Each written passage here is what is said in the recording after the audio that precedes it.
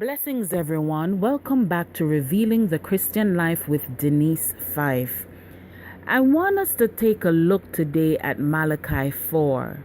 The students of the Word of Almighty God are aware that the Bible is filled with many parallels and passages which are applicable to different points in history. I read Malachi 4 a few nights ago, but this time I was receiving revelation that was hidden to me before. As I read the words versus listening to them, my thinking strayed towards the hot temperatures we have experienced, the hottest since records have been kept, so says the climate experts. In Malachi 1 to 4, it says, "The Lord of heaven's armies says, the day of judgment is coming, burning like a furnace. On that day, the arrogant and the wicked will be burnt up like straw. They will be consumed, roots, branches, and all. But for you who fear my name, the Son of Righteousness will rise with healing in his wings, and you will go free, leaping with joy, like calves let out to pasture. On the day when I act, you will tread upon the wicked as if they were dust under your feet, says the Lord of heaven's armies. Remember to obey the law of Moses, my servant, all the decrees and regulations that I gave him on Mount Sinai for all Israel. Look, I am sending you the prophet Elijah before the great and dreadful day of the Lord arrives. His preaching will turn the hearts of fathers to their children and the hearts of children to their fathers. Otherwise, I will come and strike the land with a curse." You know, this chapter speaks about a coming judgment. However, I was specifically drawn to, "But for you who fear my name, the Son of Righteousness will rise."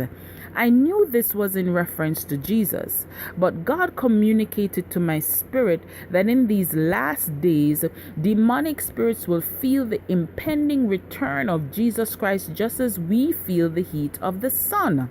After all, he is the morning star. It is not a coincidence that these names are used for him, Christ Jesus. Malachi gave this warning just before the world plunged into the dark ages. Now, we are experiencing forbearing natural incidences that causes alarm and trepidation in many. The world is hotter than it has ever been.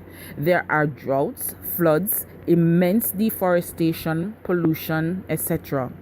This chapter also comes with instructions from God to his people. He asks that we obey all the laws he gave to Moses. Did you know that these are the laws not only for humanity but also of heaven?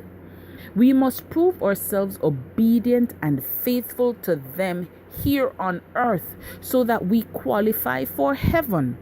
God also foretells of the defeat of the enemy for sons and daughters of God. It shall be so thorough, the enemy is likened unto dust. Praise God. I urge you to obey his commandments and heed God's warning. Otherwise, as he says, I will come and strike the land with a curse. Brothers and sisters, please heed this warning in Malachi 4. Turn to God. Let's turn our hearts to God and submit everything of our lives to him. It is never too late. When it is late is when we are dead, and then there is no hope for us. But right now you have the hope to turn to Jesus Christ, to acknowledge him as your Savior, as your Father. And I promise you, after serving him myself for nearly 25 years, I can tell you that God will never ever forsake you, and his miracles are not limited to the Bible, to the New Testament or the Old Testament.